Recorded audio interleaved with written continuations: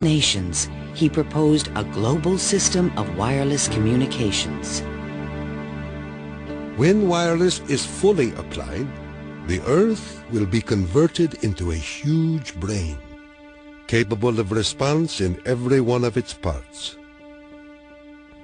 It tells us about a vision he had for both power and communications, that he wasn't going to think small.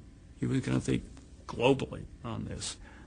And that's all very nice if it works. The idea of a global communications network was very appealing to one of the world's most powerful men, J. Pierpont Morgan. He agreed to invest $150,000 into Tesla's worldwide radio broadcast center. But the inventor's real plan was to transmit without wires industrial levels of electrical power. Tesla chose to keep this a secret from his investor. In the summer of 1900, Tesla moved to Shoreham, Long Island, and began construction of a huge tower and plant called Wardenclyffe. This Tower of Dreams was made entirely of large wood beams and rose 187 feet above the ground. The plant next to the tower was designed by the architect Stanford White and was constructed under strict secrecy. He certainly could have sent signals across the Atlantic with no trouble with a station of that magnitude. But he was still pursuing wireless power transmission. The tower would light up at night, shooting sparks, making noises.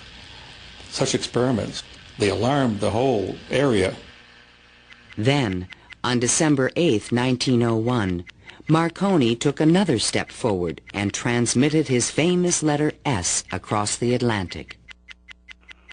Tesla dismissed the Italian's advances. Marconi is a good fellow. Let him continue. He is using 17 of my patents. The simple fact about Marconi is that he used Tesla's system to transmit signals and claimed that these were ideas that he had developed himself. Morgan began to doubt the wisdom of his investment. Marconi's system not only worked, it was also inexpensive. And technical problems were beginning to catch up with Tesla. He went back to Morgan again, asked for more money. Morgan says, "Where's the radio transmissions across the Atlantic? How's that coming along?" Well, it wasn't coming along. Tesla was forced to tell Morgan his real plan. What I contemplate and what I can certainly accomplish, Mr. Morgan, is not a simple transmission of messages, but rather the worldwide transmission of electrical power. A single plant of but 100 horsepower can operate hundreds of millions of instruments.